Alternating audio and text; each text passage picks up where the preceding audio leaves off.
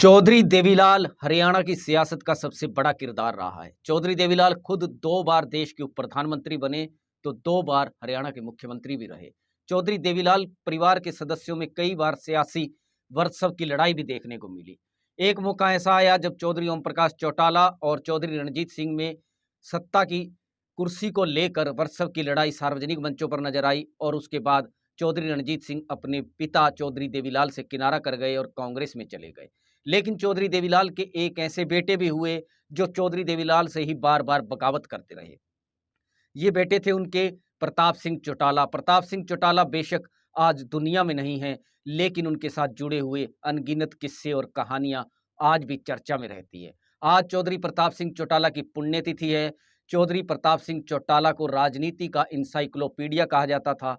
वे newspapers और magazines की पुरानी कटिंग संभाल कर रखते थे, जो एक रिकॉर्ड के रूप में काफ़ी महत्वपूर्ण मानी जाती थी। चौधरी प्रताप सिंह चौटाला मनमौजी किस्म के व्यक्ति थे।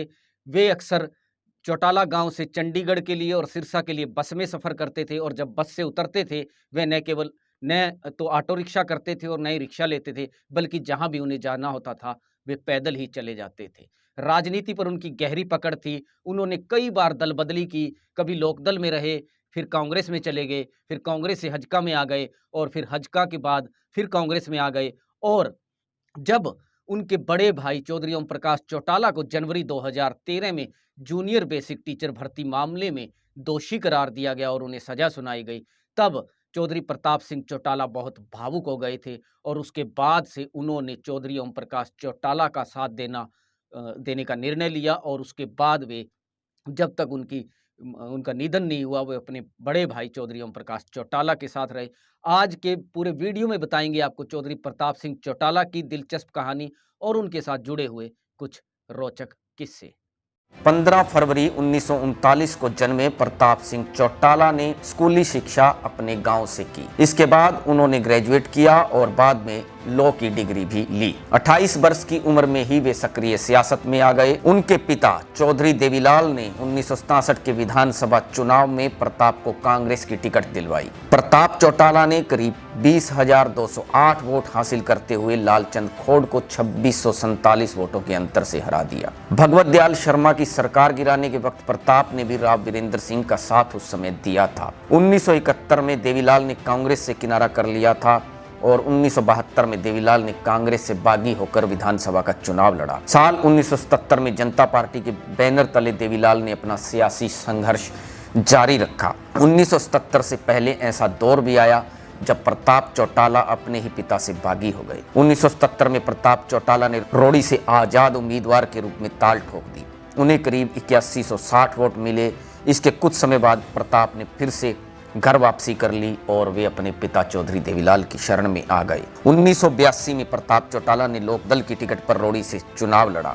उन्हें करीब 21,101 वोट मिले और वे कांग्रेस के जगदीश नेहरा से करीब 11,000 वोटों के अंतर से हार गए। मन के मौजी प्रताप इसके बाद फिर से देवीलाल से बागी होकर कांग्रेस में चले गए और बाद में कांग्रेस से भी किनारा कर लिया। 1987 में चौधरी देवीलाल दूसरी बार हरियाणा के मुख्यमंत्री बने। उन्होंने प्रताप चौटाला को लघु उद्योग निगम का चेयरमैन बना दिया। खैर 1991 में प्रताप ने लोकदल से किनारा कर कांग्रेस ज्वाइन कर ली, पर साल 1982 के बाद उन्होंने कोई चुनाव नहीं लड़ा। साल 2007 में प्रताप चौटाला ने भजनलाल की अगुवाई वाली हरियाणा जनहित कांग्रेस को ज्वाइन किया। 2010 में फिर से वे कांग्रेस में आ गए। जनवरी 2013 में जब प्रताप के बड़े भाई ओम प्रकाश चौटाला को जेबीटी मामले में सजा हुई, तब पहली बार भावनात्मक रूप से वे टूट गए थे। अपने भाई के हक में खड़े हो गए।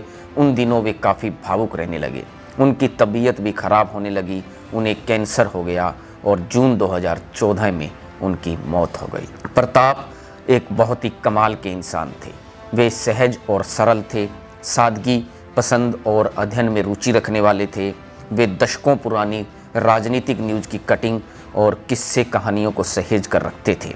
उन्हें सियासत का इंसाइक्लोपीडिया कहा जाता था। उनकी खासियत थी कि वे अक्सर बस से सफ़र करते थे। गांव चौटाला से चंडीगढ़ और सिरसा भी बस पर आते जाते थे। बस से उतरकर पैदल ही चला करते थे। वे मुद्दों और मसलों पर अक्सर पत्रकार वार्ताएं करते थे। उनकी पत्रकार वार्ता एजेंडा बेस्ड होती थी। एजेंडे से हटकर सवाल पूछने पर असहज हो जाते थे और स्पष्ट बोल भी दिया करते थे।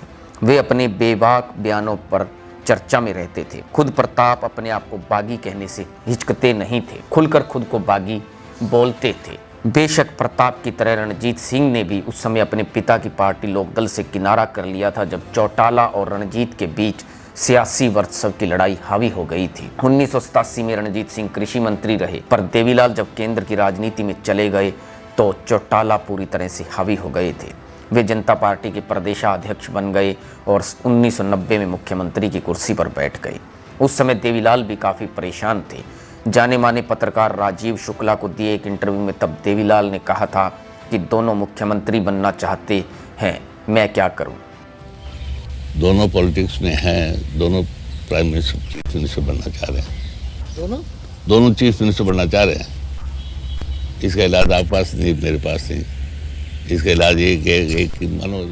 पर रणजीत सिंह बागी जरूर हुए एक खास वजह के चलते, पर प्रताप चौटाला की फितरत बड़ी अजीब थी। वे सियासी पाले बदलते रहते थे।